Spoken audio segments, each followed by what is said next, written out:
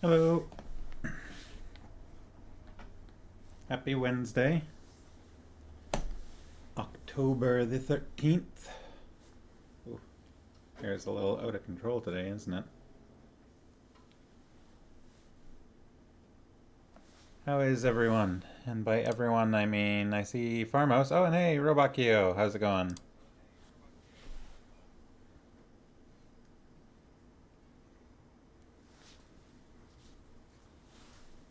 Robakio showed up a minute or so before I started. Yeah, it tends to. I think it auto plays the one of the previous recordings if I'm not live yet. Eating pie? The Sharkies are eating pie. What kind of pie? Pumpkin pie? Apple pie? Pecan pie? I want to partake of your pecan pie.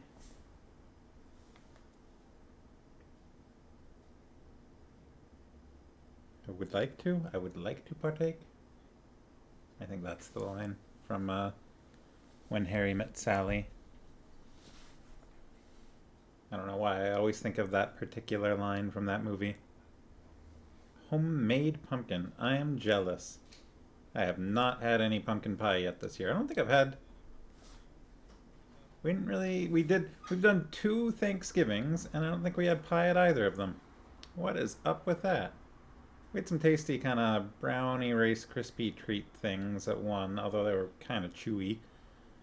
And also Shannon made some very tasty spicy hot chocolate cookies. Very good. But no pie yet. We are supposed to be doing another Thanksgiving with my side of the family this coming weekend, but I'm not entirely certain what the plan is there yet. Farmo says starting to get into the busy part of school where stuff is actually starting to be due. Oh dear. I spent most of today reading other books, getting ready for the D&D game that I'm going to be running. So I've got just stacks of D&D books all around me. But we're going to be doing Curse of Strahd, which I am looking forward to. It's going to be oh, you know what? I think I've got my audio on. I should fix that. There we go. Just so you guys don't get any echo from me. But yeah, we're Mia just completed her first homework assignment. Well, congratulations, Mia, on the beginning of something. I was going to be kind of negative there, but I've decided against it. Congratulations, Mia. Good work. Oh, boy. I'm looking forward to this Curse of Strahd. Two of the players are in the chat right now, at least. So I can't talk too many details because spoilers and such. And it's definitely a game that we want to go into knowing with the players knowing as little as possible. But we're going to do a sort of session 0 character creation and maybe just a little bit of like the characters meeting each other on the 24th. And then we're going to do session 1, the actual beginning of Curse of Strahd. Curse of Strahd. Curse of Strahd. But thank you for letting me know that I need to be careful how I slam those words into each other. That's Strahd right there. And that's not really a spoiler.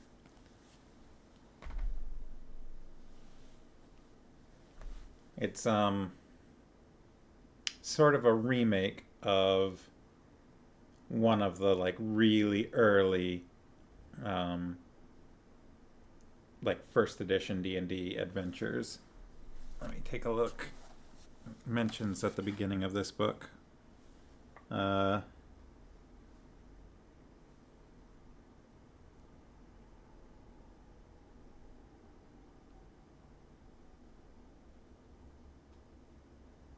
1982, roughly, it was originally published. And then, there have been several editions in between then and now, and so this is sort of a remake of that. Um, the original authors at least consulted on this one. It's a yeah, no kidding. It's a little bit of a spooky one. Um, but yeah, it's gonna be fun. But definitely fitting for running on Halloween, so I'm looking forward to that, to the first session. I don't see an air wrecker. I don't think. Not yet, anyways. I don't know whether or not she will make it today. She's missed a few at this point. That's unfortunate. Just confirmed that she didn't say anything about whether or not she was going to make it tonight. Not that I'm seeing. I'll give it a few minutes more. So how was everyone's Thanksgiving? I understand there's homemade pumpkin pie. How was, did you do anything else? We, Farmhouse and I had dinner with her family, which was very nice. We had turkey and potatoes and gravy, and her father made peppers, whole like peppers, stuffed with risotto, which was pretty tasty. But yeah, I was quite full at the end of that. I did not clear my plate. My eyes were bigger than my stomach. Sharky say some family, some driving to have a couple of front door visits. Oh, that's nice. Also made us some homemade pickles, which Farmhouse keeps forgetting to try. Yes, likewise. Apparently somewhat spicy. I'm not sure if they are... They're supposed to be spicy. I don't know if they're actually like dill pickles, and I'm not personally much of a fan of bread and butter pickles, unfortunately. I prefer dill. Varieties of dill are great, like with more garlic, or like there's a place on Granville Island that does all kinds of different sorts of pickles, mustard pickles and things like that, and I don't know, they've got crazy flavors, and those are pretty neat. But homemade pickles, although apparently they're not really like fully pickled, like brined, I guess, so they don't necessarily keep for more than a few weeks. So we've got to make sure we eat those sooner rather than later. Pickled herring. Of course you're a fan of that. I'm not even a little bit surprised. I might sound critical, but to be fair, I've never actually tried that, so I'm only just relying on the stereotype that it's probably disgusting. I like the occasional pickled onion, like the little, little guys. But I don't think I'm a fan of anything too out of the ordinary, personally. Probably got somewhat boring tastes. I like spicy food, spicier than some people tend to enjoy. Farmhouse is just listing different pickled things now, which I assume are things, well, I know there are things that Farmhouse likes. And then yeah, so we did that, and then on Sunday we had a second Thanksgiving that was sort of with friends and friends' family, sort of, just friends in general.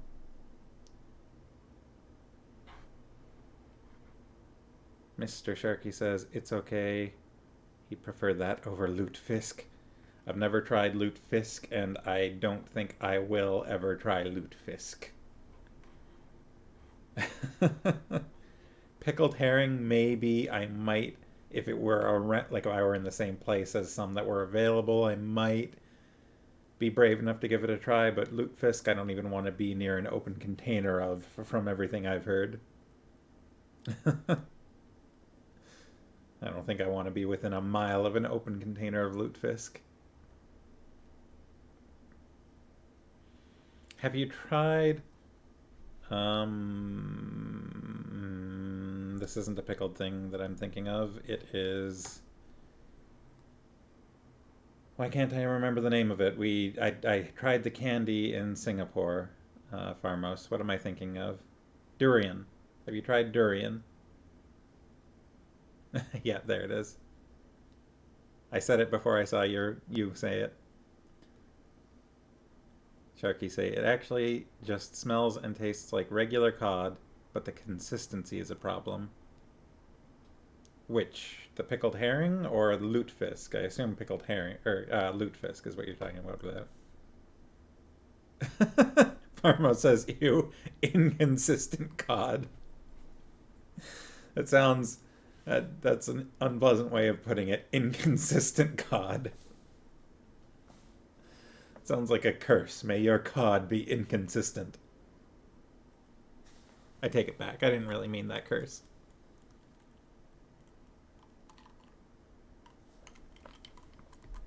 Oh, I feel like I'm sitting kind of low.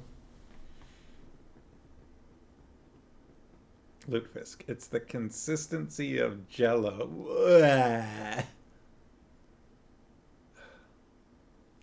Camera seems to be kind of going in and out of focus.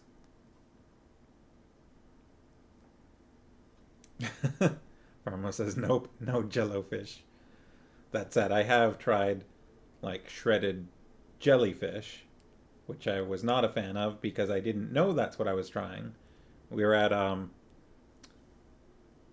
it hasn't the past couple of years, but there's frequently a sort of a kung fu banquet in our area where a bunch of the different kung fu schools in the area get together for a big banquet, and the dinner gets brought out in courses, I guess, and all sort of put onto the center of the table, and then you help yourself from that, the table that you're sharing with your own school or whatever.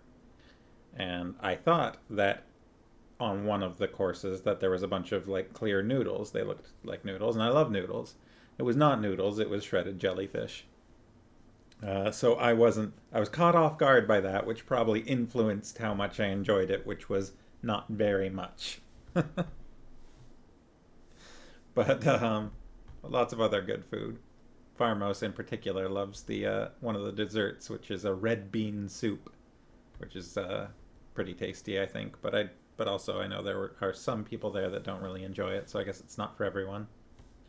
But it's just kind of a sweet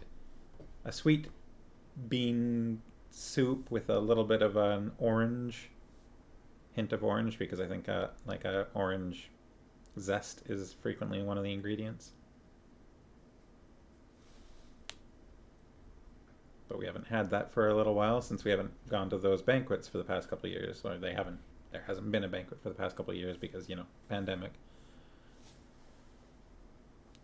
Well, it's getting close to 7:15, so let's do a quick recap where we're at.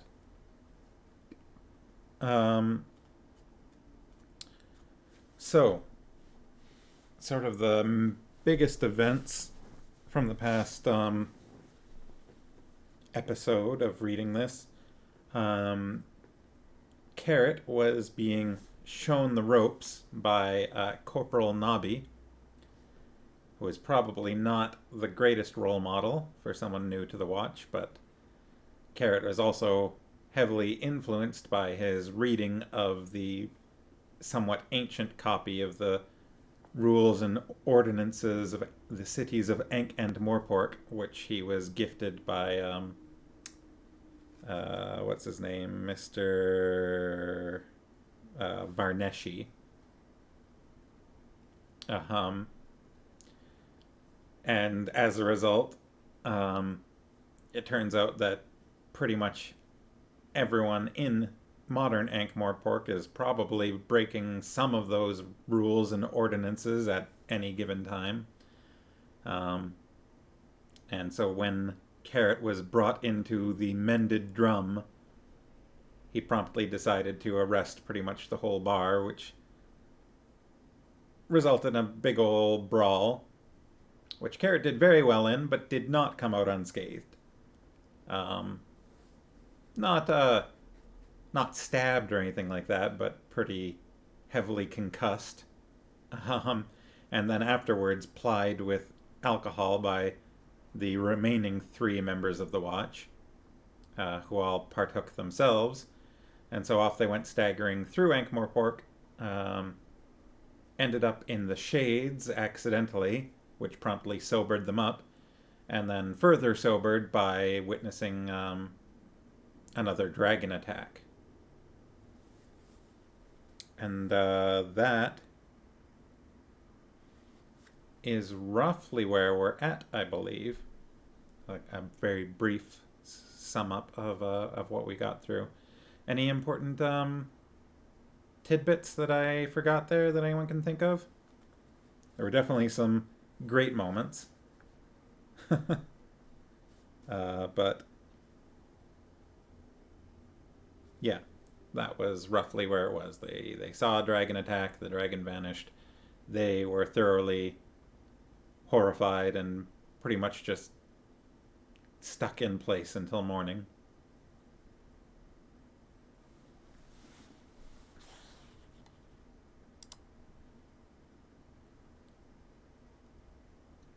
Well, I see a couple of names in the chat I don't recognize.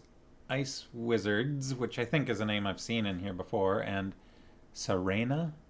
I don't know who you two are, but welcome if you're paying attention. We're just about to get started on continuing our read through of Guards by Sir Terry Pratchett.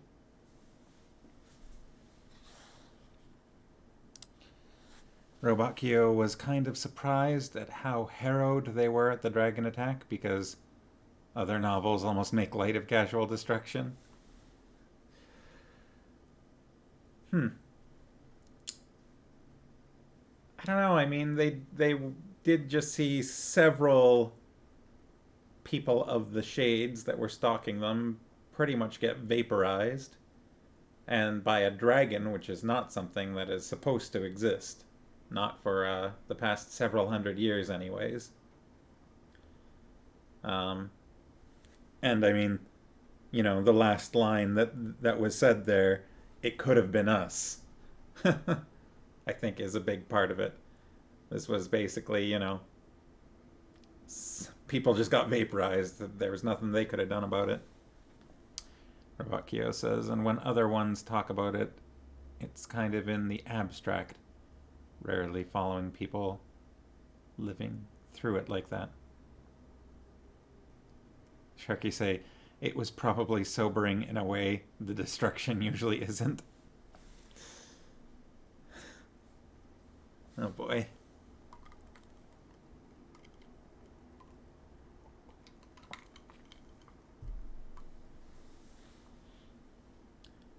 When you say that other novels almost make light of casual destruction, do you mean other Terry Pratchett novels or just other novels in general?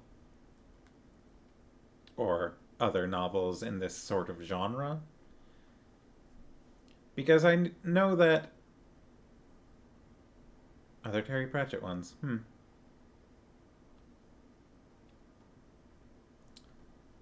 not sure whether or not I can think of examples of that. I think the Guards series in particular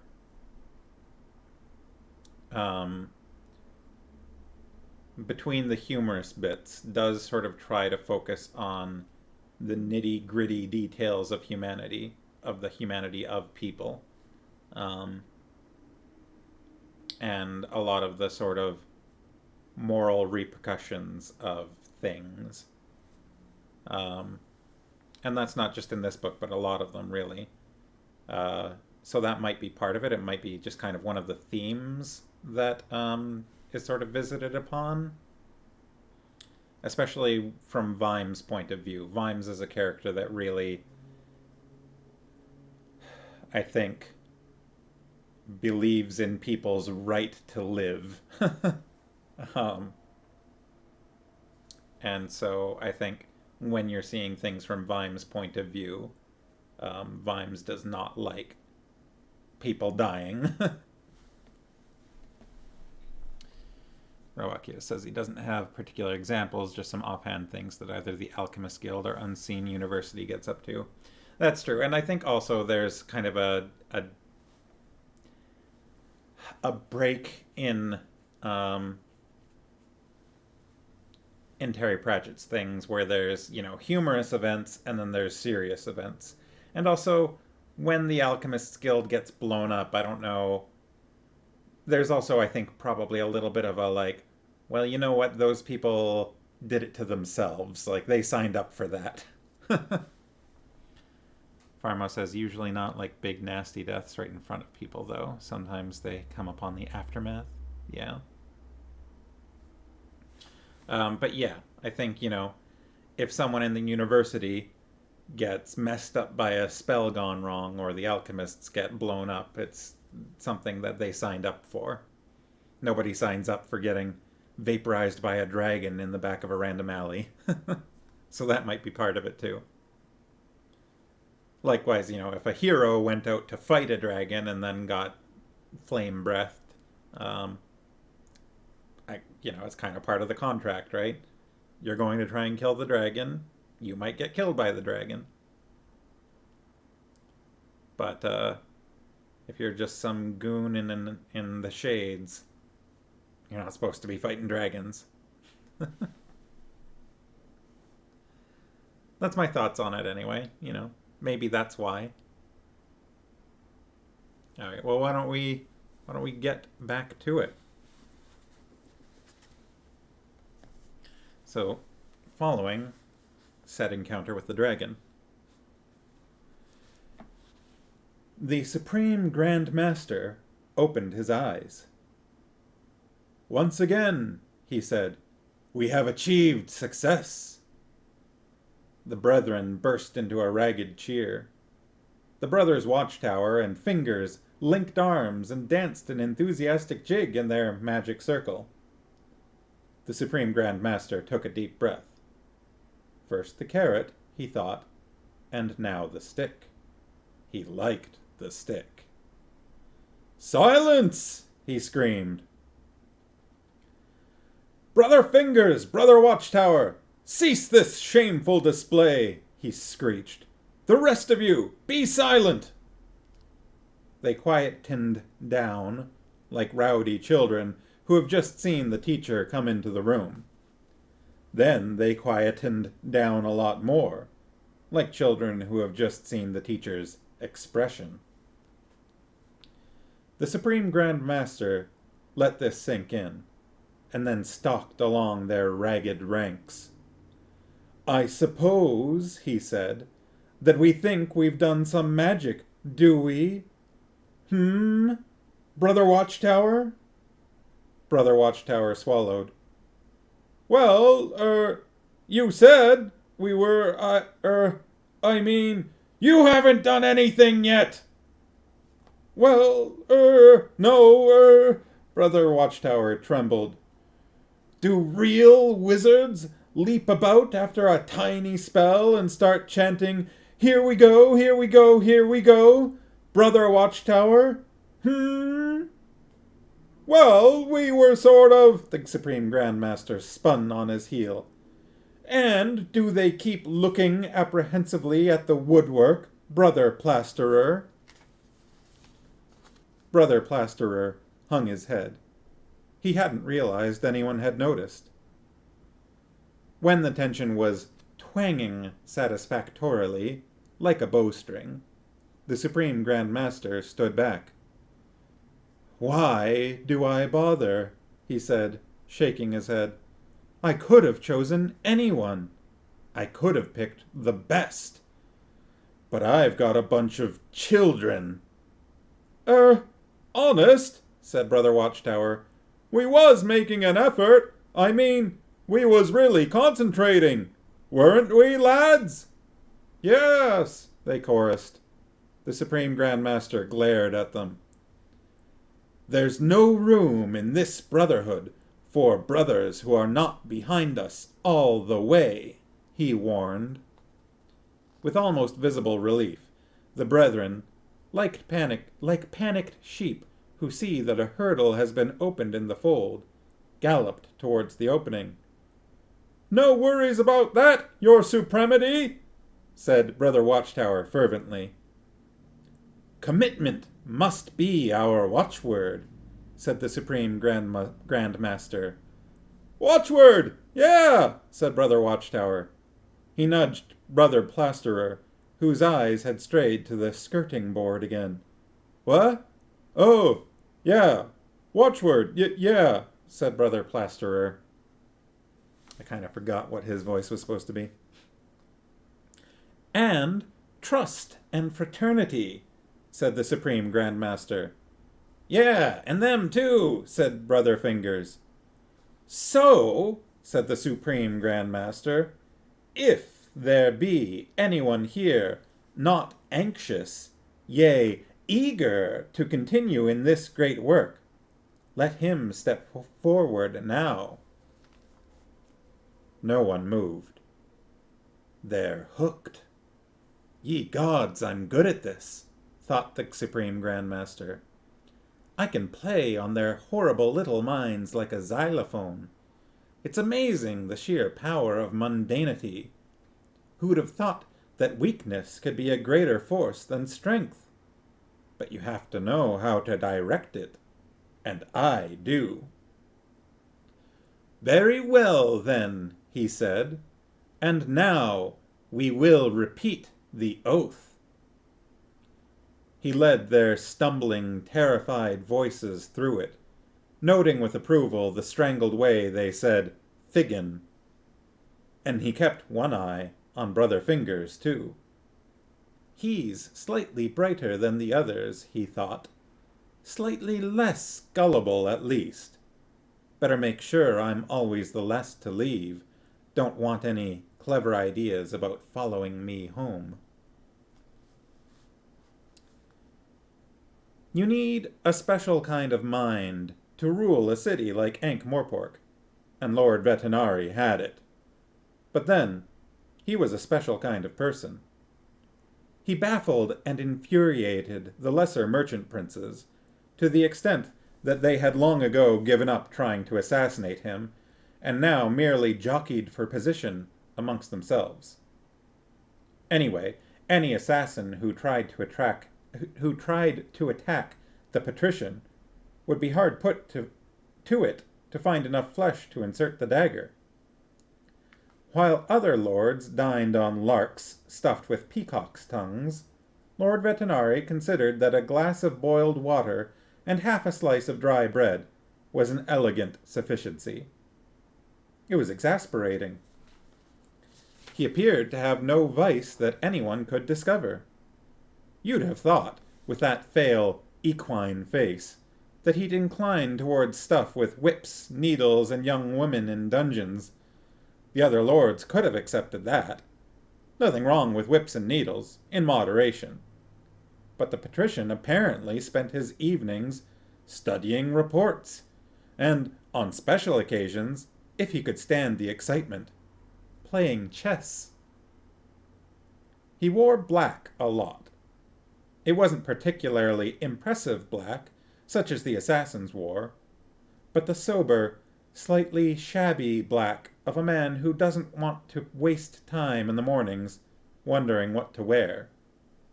And you had to get up very early in the morning to get the better of the patrician. In fact, it was wiser not to go to bed at all. But he was popular, in a way. Under his hand, for the first time in 1,000 years, Ankh-Morpork operated. It might not be fair or just or particularly democratic, but it worked. He tended it as one tends a topiary bush, encouraging a growth here, pruning an errant twig there. It was said that he would tolerate absolutely anything, apart from anything that threatened the city, and here it was. Footnote 1 after anything that threatened the city. And mime artists. It was a strange aversion, but there you are. Anyone in baggy trousers and a white face who tried to ply their art anywhere within Ankh's crumbling walls would very quickly find themselves in a scorpion pit, on one wall of which was painted the advice, "Learn the words." End of footnote. Farmo says, I'm pretty sure Mimes also threatened the city. Also, oh no, not my scone? What? Figgin. He stared at the stricken wall for a long time, while the rain dripped off his chin and soaked his clothes.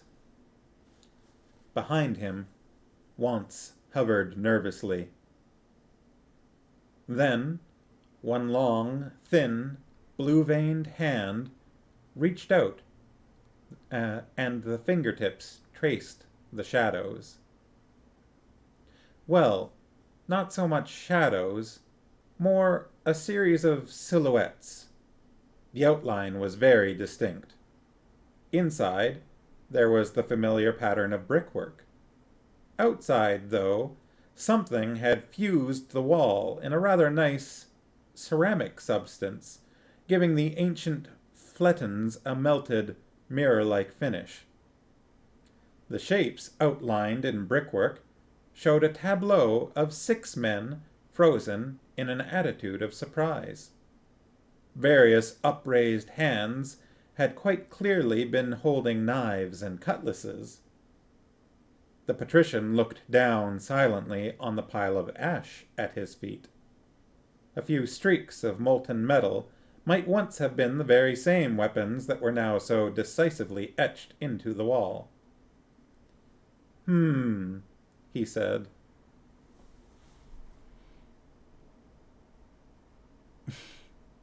Farmhouse is talking about dragon kilns. Good for keeping the temperature steady? I don't know. I feel like there's a very hot blast and then it cools off after that.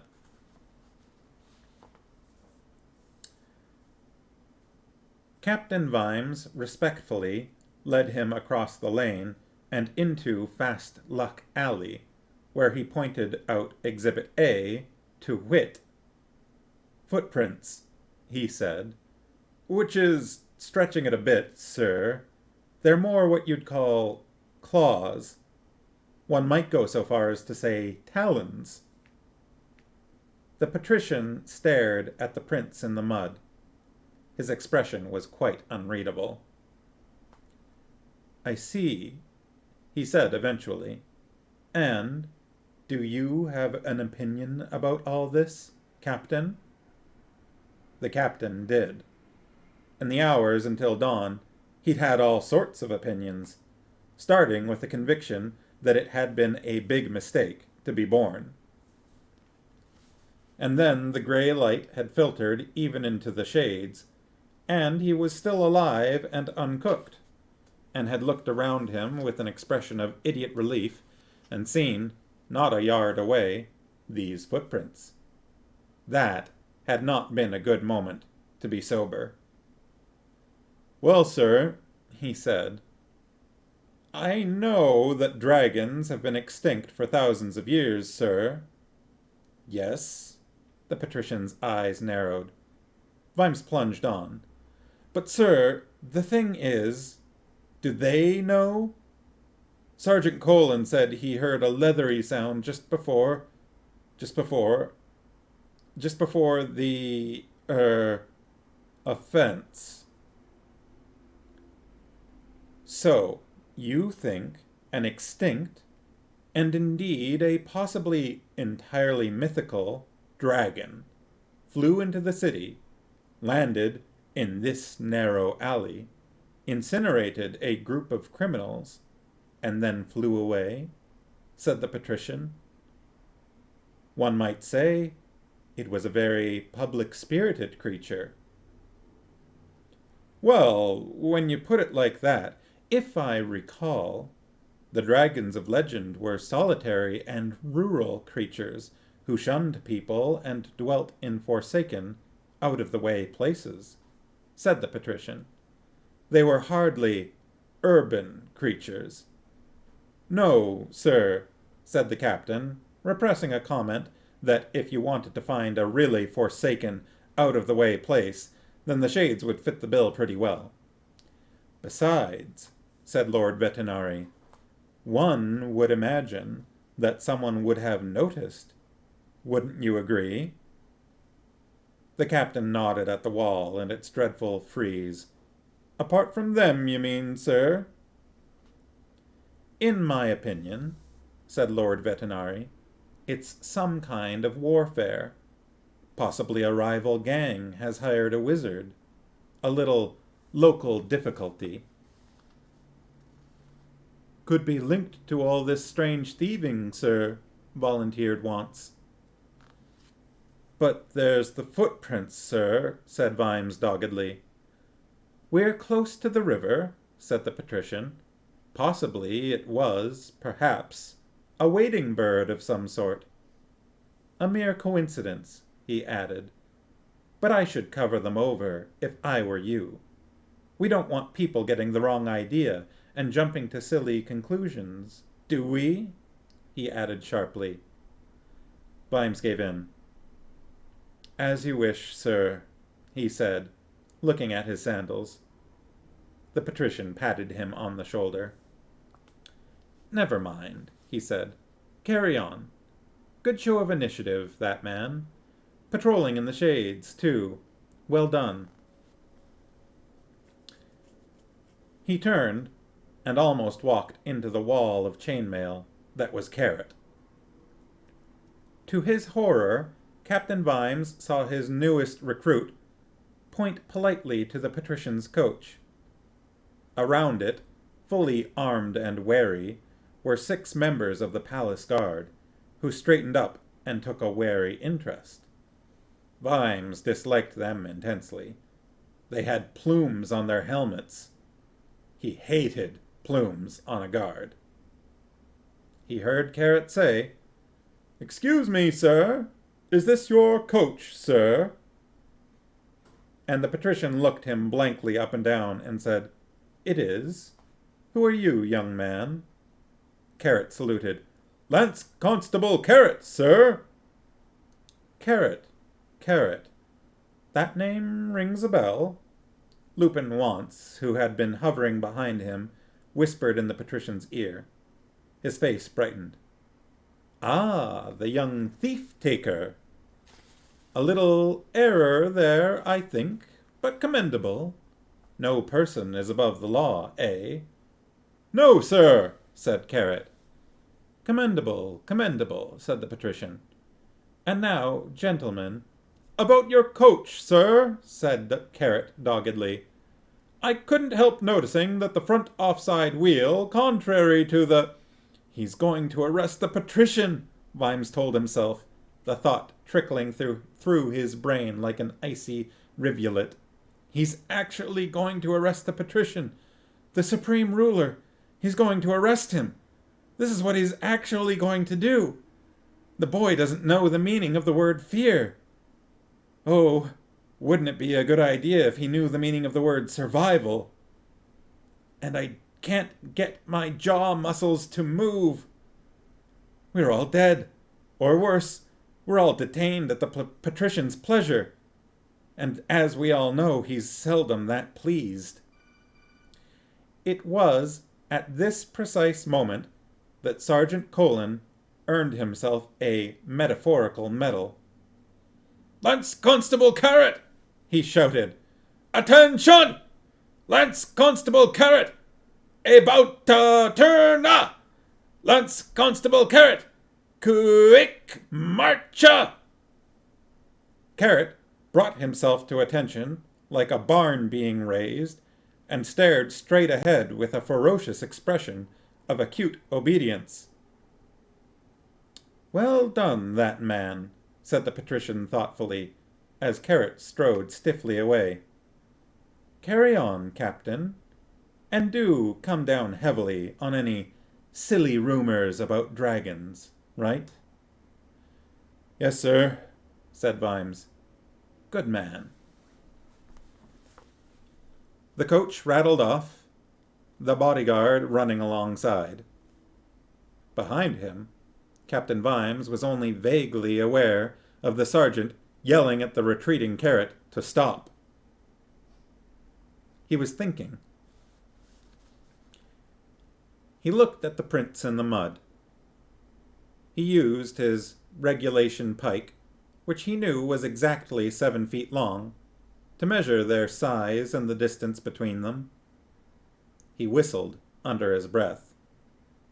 Then, with considerable caution, he followed the alley around the corner. It led to a small, padlocked, and dirt-encrusted door in the back of a timber warehouse. There was something very wrong, he thought. The prints come out of the alley, but they don't go in. And we don't often get any wading birds in the Ankh, mainly because the pollution would eat their legs away, and anyway, it's easier for them to walk on the surface. He looked up. A myriad washing lines crisscrossed the narrow rectangle of the sky as efficiently as a net. So, he thought, something big and fiery came out of this alley, but didn't come into it. And the patrician is very worried about it. I've been told to forget about it. He noticed something else at the side of the alley and bent down and picked up a fresh, empty peanut shell. He tossed it from hand to hand, staring at nothing. Right now, he needed a drink. But perhaps it ought to wait.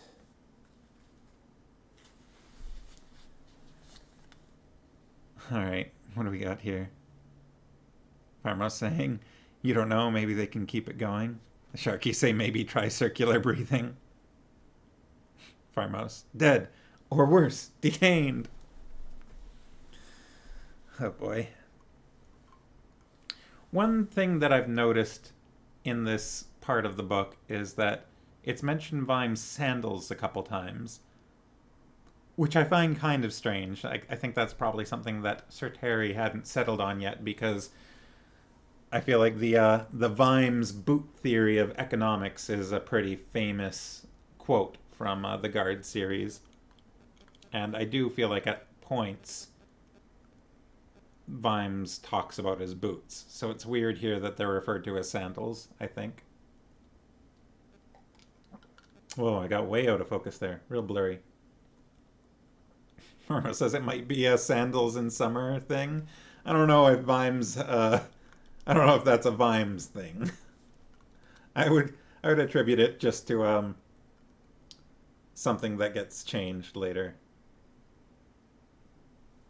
Sharky say I was thinking the exact same thing. Not just me then. I've got two windows open with the chat, and those emoji that you just posted appear different in both of them. Although I'm kind of confused about the second one. Why did you post? What is that symbol called? I know it's the like feminine symbol, although it kind of looks also like a little bit like an Ankh, or Ankh, but it was supposed to be one thing. Okay, so I'm guessing it was just supposed to be the shrug. That explains why I'm confused by the second one. Another thing... This is definitely sort of the beginning, I think, of Vimes' character development.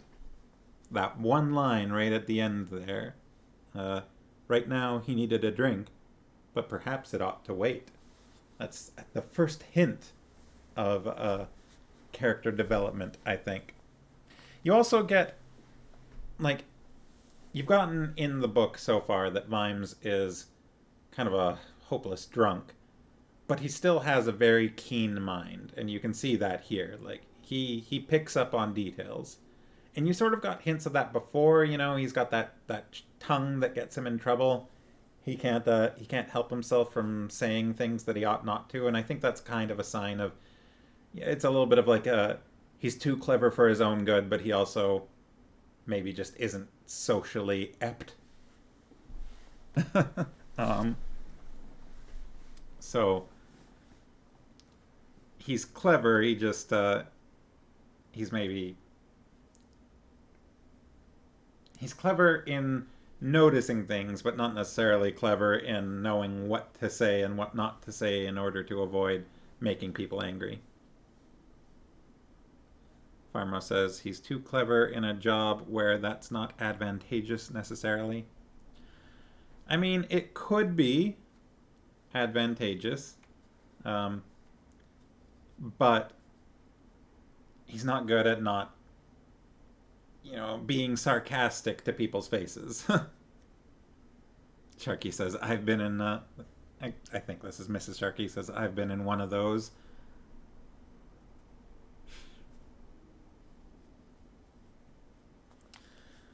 Well, we're only at 7:45, so let's keep going. The librarian knuckled his way urgently along the dark aisles between the slumbering bookshelves. The rooftops of the city belonged to him. Oh, assassins and thieves might make use of them, but he'd long ago found the forest of chimneys, buttresses, gargoyles, and weather vanes a convenient and somehow comforting alternative to the streets. At least, up until now. It had seemed amusing and instructive to follow the watch into the shades, an urban jungle which held no fears for a 300-pound ape. But now, the nightmare he had seen while brachiating across a dark alley would, if he had been human, have made him doubt the evidence of his own eyes. As an ape, he had no doubts whatsoever about his eyes, and believed them all the time. Right now, he wanted to concentrate them urgently on a book that might hold a clue. It was in a section no one bothered with much these days. The books in there were not really magical. Dust lay accusingly on the floor. Dust with footprints in it. "Ook," said the librarian in the warm gloom. He proceeded cautiously now, realizing with a sense of inevitability that the footprints seemed to have the same destination in mind as he did. He turned a corner, and there it was. The section, the bookcase, the shelf, the gap.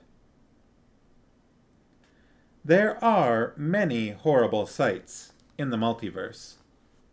Somehow, though, to a soul attuned to the subtle rhythms of a library, there are few worse sights than a hole where a book ought to be. Someone had stolen a book. In the privacy of the oblong office, his personal sanctum, the patrician paced up and down. He was dictating a stream of instructions. "And send some men to paint that wall," he finished. Lupin once raised an eyebrow. "Is that wise, sir?" he said. "You don't think a frieze of ghastly shadows will cause comment and speculation?" said the patrician sourly. "Not as much as fresh paint in the shades," said Wantz evenly. The patrician hesitated a moment. "Good point," he snapped. "Have some men demolish it." He reached the end of the room, spun on his heel, and stalked up it again. Dragons! As if there were not enough real things to take up his time. "Do you believe in dragons?" he said. Wantz shook his head. "They're impossible, sir." "So I've heard," said Lord Vetinari. He reached the opposite wall, turned. "Would you like me to investigate further?" said Wantz. "Yes, do so." "And I shall ensure the watch take great care," said Wantz. The patrician stopped his pacing. "The watch? The watch? My dear chap, the watch are a bunch of incompetents commanded by a drunkard. It's taken me years to achieve it. The last thing we need to concern ourselves with is the watch." He thought for a moment. Ever seen a dragon once? One of the big ones, I mean. Oh, they're impossible, you said.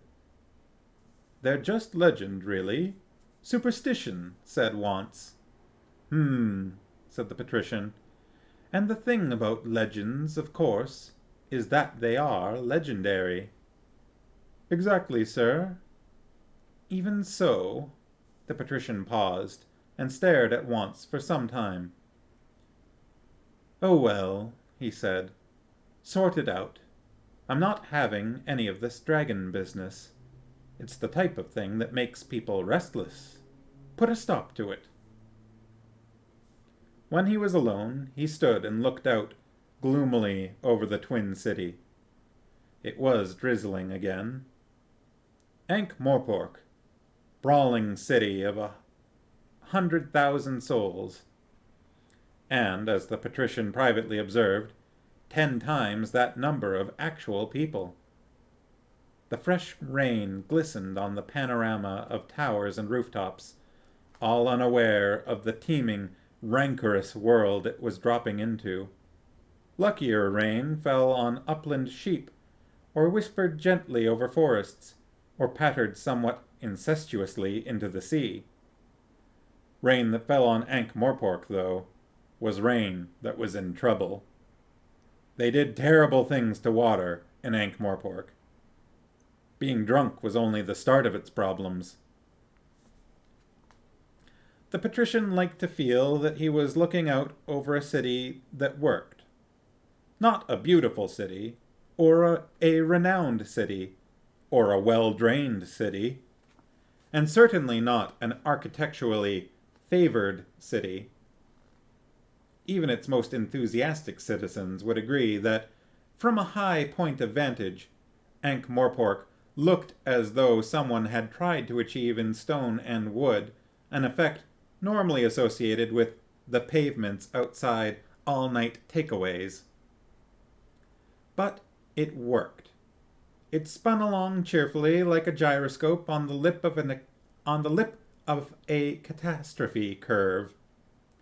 And this, the patrician firmly believed, was because no one group was ever powerful enough to push it over. Merchants, thieves, assassins, wizards, all competed energetically in the race without really realizing that it needn't be a race at all, and certainly not trusting one another enough to stop and wonder who had marked out the course and was holding the starting flag. The patrician disliked the word dictator. It affronted him. He never told anyone what to do. He didn't have to. That was the wonderful part. A large part of his life consisted of arranging matters so that this state of affairs continued. Of course, there were various groups seeking his overthrow, and this was right and proper and the sign of a vigorous and healthy society. No one could call him unreasonable about the matter. Why, hadn't he founded most of them himself? And what was so beautiful was the way in which they spent nearly all their time bickering with one another. Human nature, the patrician always said, was a marvelous thing, once you understood where its levers were. He had an unpleasant premonition about this dragon business. If ever there was a creature that didn't have any obvious levers, it was a dragon. It would have to be sorted out. The patrician didn't believe in unnecessary cruelty. Footnote 1. While being bang alongside the idea of necessary cruelty, of course. End of footnote. He did not believe in pointless revenge. But he was a great believer in the need for things to be sorted out. Funnily enough, Captain Vimes was thinking the same thing. He found he didn't like the idea of citizens, even of the Shades, being turned into a mere ceramic tint. And it had been done in front of the watch, more or less. As if the watch didn't matter. As if the watch was just an irrelevant detail. That was what rankled. Of course it was true. That only made it worse. What was making him even angrier was that he had disobeyed orders. He had scuffed up the tracks, certainly. But in the bottom drawer of his ancient desk, hidden under a pile of empty bottles, was a plaster cast. He could feel it staring at him through 3 layers of wood. He couldn't imagine what had got into him, and now he was going even further out onto the limb. He reviewed his, for want of a better word, troops. He'd asked the senior pair to turn up in plain clothes. This meant that Sergeant Colin, who'd worn uniform all his life, was looking red-faced and uncomfortable in the suit he wore for funerals. Whereas Nobby... I wonder if I made the word plain clear enough, said Captain Vimes. It's what I wear outside work, Gov, said Nobby reproachfully. Sir, corrected Sergeant Colin. My voice is in plain clothes too, said Nobby. Initiative, that is. Vimes walked slowly around the corporal. And your plain clothes do not cause old women to faint and small boys to run after you in the street, he said. Nobby shifted uneasily. He wasn't at home with irony. No, sir, Gov, he said. It's all the go, this style. This was broadly true. There was a current fad in Ankh for big feathered hats, ruffs, slashed doublets with gold frogging, flared pantaloons, and boots with ornamental spurs. The trouble was, Vimes reflected, that most of the fashion-conscious had more body to go between these component bits, whereas all that could be said of Corporal Nobbs was that he was in there somewhere. It might be advantageous.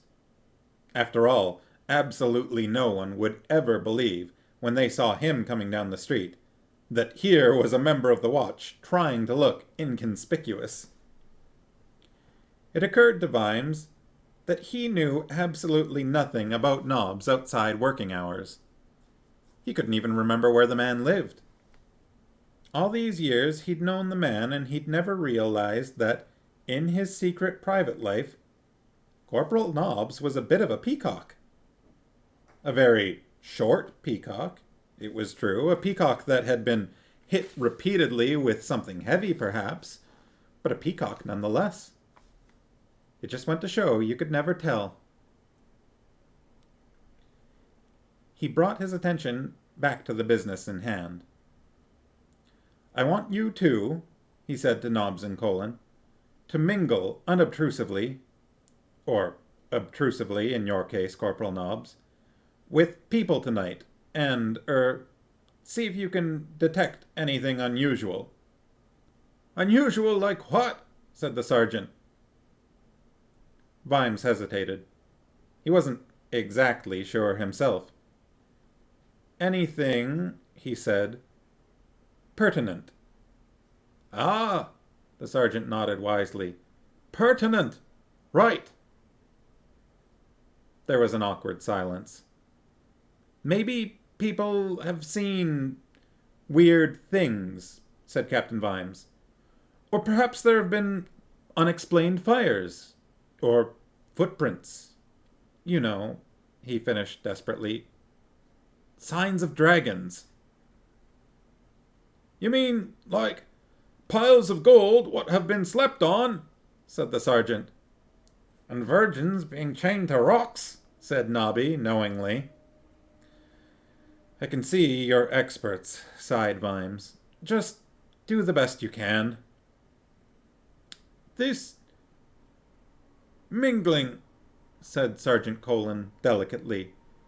It would involve going into taverns and drinking and similar, would it?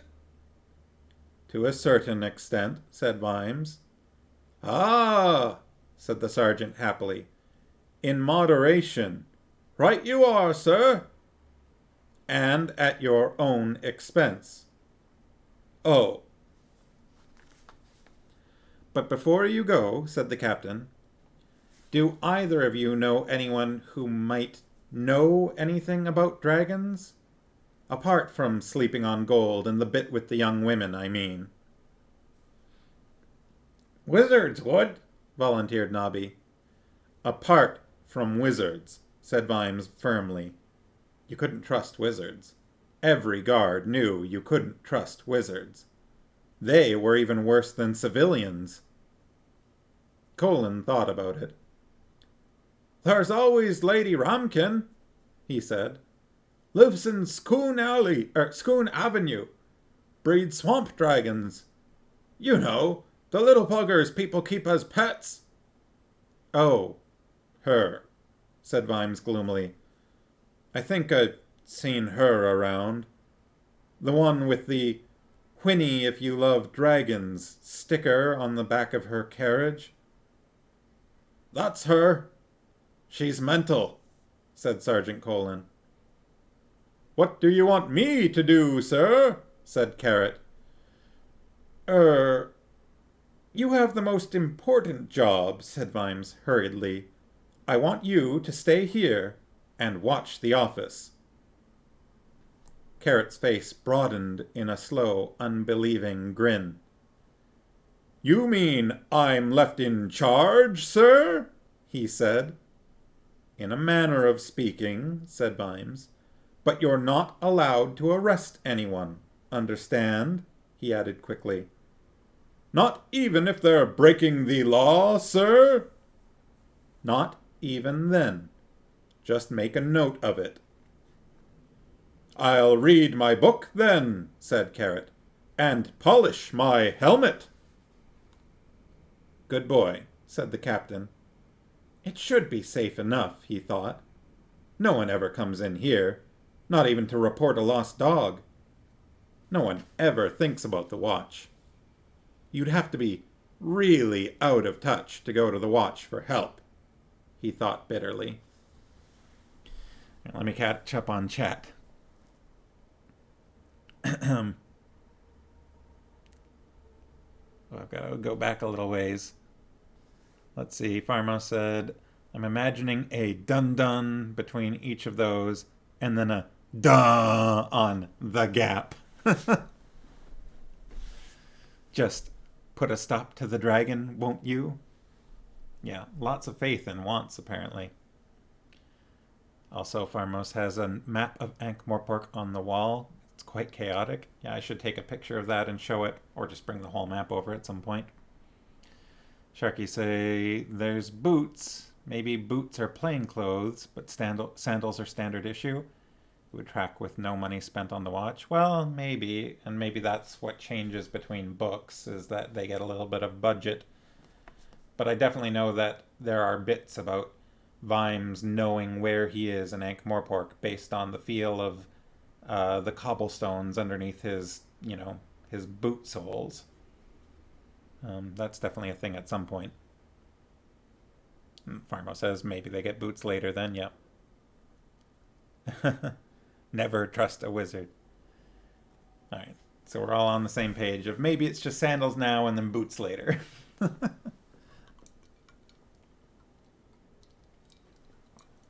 804. I think we can read a little bit more. What do you guys think?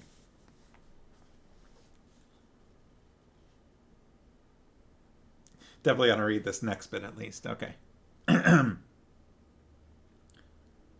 Scone Avenue was a wide, tree-lined, and incredibly select part of Ankh, high enough above the river to be away from its all-pervading smell. People in Scone Avenue had old money, which was supposed to be much better than new money, although Vimes had never had enough of either to spot the difference. People in Scone Avenue had their own personal bodyguards. People in Scoon Avenue were said to be so aloof that they wouldn't even talk to the gods. This was a slight slander. They would talk to gods, if they were well-bred gods of decent family. Lady Ramkin's house was not hard to find. It commanded an outcrop that gave it a magnificent view of the city, if that was your idea of a good time. There were stone dragons on the gatepost, and the gardens had an unkempt, overgrown look. Statues of Ramkins, long gone, loomed up out of the greenery. Most of them had swords and were covered in ivy up to the neck. Vimes sensed that this was not because the garden's owner was too poor to do anything about it, but rather that the garden's owner thought there were much more important things than ancestors, which was a pretty unusual point of view for an aristocrat. They also apparently thought that there were more important things than property repair. When he rang the bell of the rather pleasant old house itself, in the middle of a flourishing rhododendron forest, several bits of the plaster facade fell off. It's facade, right? I think it is. That seemed to be the only effect. Oh, Pharmos agrees. That is facade.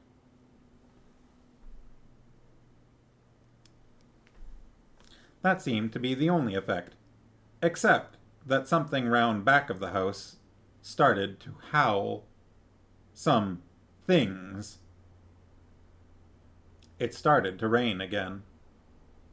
After a while, Vimes felt the dignity of his position and cautiously edged around the building, keeping well back in case anything else collapsed. He reached a heavy wooden gate in a heavy wooden wall. In contrast with the general decrepitude of the rest of the place, it seemed comparatively new and very solid. He knocked. This caused another fusillade of strange whistling noises. The door opened. Something dreadful loomed over him. I've got an idea here, but I don't know whether or not I can follow through.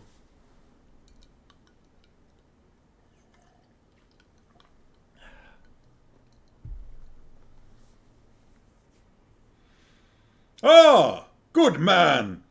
Do you know anything about mating? It boomed. That's not quite right. I'm going to have to work on that. Let's see how long this next bit is.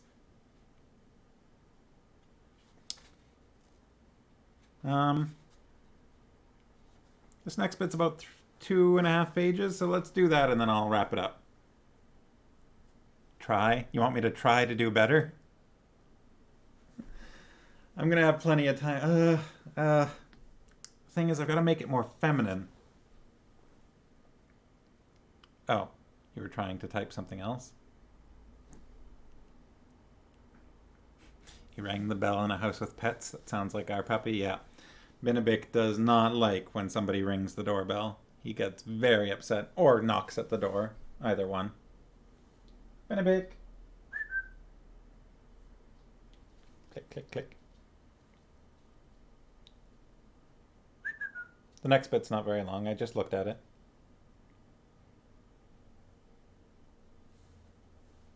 Puppy. Oh, I saw him briefly, but he did not come all the way up. Alright. Let's just do this next bit and then I'll wrap it up. It was quiet and warm in the watch house. Carrot listened to the hissing of sand in the hourglass and concentrated on buffing up his breastplate. Centuries of tarnish had given up under his cheerful onslaught. It gleamed. He might need treats. You knew where you were with a shiny breastplate. The strangeness of the city, where they had all these laws and concentrated on ignoring them, was too much for him. But a shiny breastplate was a breastplate well shined. The door opened. He peered across the top of the ancient desk. There was no one there. He tried a few more industrious rubs. There was the vague sound of someone who had got fed up with waiting. 2 purple fingernailed hands grasped the edge of the desk, and the librarian's face rose slowly into view, like an early morning coconut. "Ook," he said. Garrett stared. It had been explained to him carefully that, contrary to appearances, laws governing the animal kingdom did not apply to the librarian. On the other hand, the librarian himself was never very interested in obeying the laws governing the human kingdom either. He was one of those little anomalies you have to build around. "Hello," said Carrot uncertainly. Don't call him boy or pat him. That always gets him annoyed. "Ook." The librarian prodded the desk with a long, many-jointed finger. "What?" "Ook." "Sorry?" The librarian rolled his eyes. It was strange, he felt, that so-called intelligent dogs, horses, and dolphins never had any difficulty indicating to humans the vital news of the moment, e.g., that the 3 children were lost in the cave, or the train was about to take the line heading to the bridge that had been washed away, or similar, while he, only a handful of chromosomes away from wearing a vest, found it difficult to persuade the average human to come in out of the rain. You just couldn't talk to some people. "Ook," he said, and beckoned. "I can't leave the office," said Carrot. "I've had orders." The librarian's upper lip rolled back like a blind. "Is that a smile?" said Carrot. The librarian shook his head. "Someone hasn't committed a crime, have they?" said Carrot. "Ook. A bad crime? Ook. Like murder? Eek. Worse than murder? Eek." The librarian knuckled over to the door and bounced up and down urgently. Carrot gulped. Orders were orders, yes, but this was something else. The people in this city were capable of anything. He buckled on his breastplate, screwed his sparkling helmet onto his head, and strode towards the door. Then he remembered his responsibilities. He went back to the desk, found a scrap of paper, and painstakingly wrote, "Out fighting crime. Please call again later. Thank you." And then he went out onto the streets, untarnished and unafraid. All right, that's where I'm going to stop it. Arrested Development style. Always leave a note. Oh boy. Oh boy. Timmy's in the well? Yum. Well, that was fun. Some interesting bits there. Not quite as much like heavy comedy as in some of the previous parts of this book that we've gone through, but some thickening of the plot, as it were. I'm definitely going to have to work on that one voice. Practice it by myself or something. I don't know. Loud, big, but still feminine. At least somewhat. Or in front of me, says Marmos. I feel like there are some stereotypical voices that it could sound like, but I might need to listen to them in order to mimic them, because I'm having trouble just manifesting it myself. Higher pitched. Sharky says, I'm loving the Brotherhood scenes, making me want to see them on a stage. Yeah.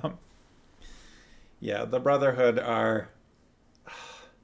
It's such a great cast of characters. You've got the like slimy, pretentious Supreme Grandmaster and varying levels of dopey other brothers. Oh boy. I'm having fun with Nobby and Colin. That sounds odd. The characters of Corporal Nobby and Sergeant Colin. They're such strange names in the first place. Colin. What? How is that a name? Is that a British name or something? Oy.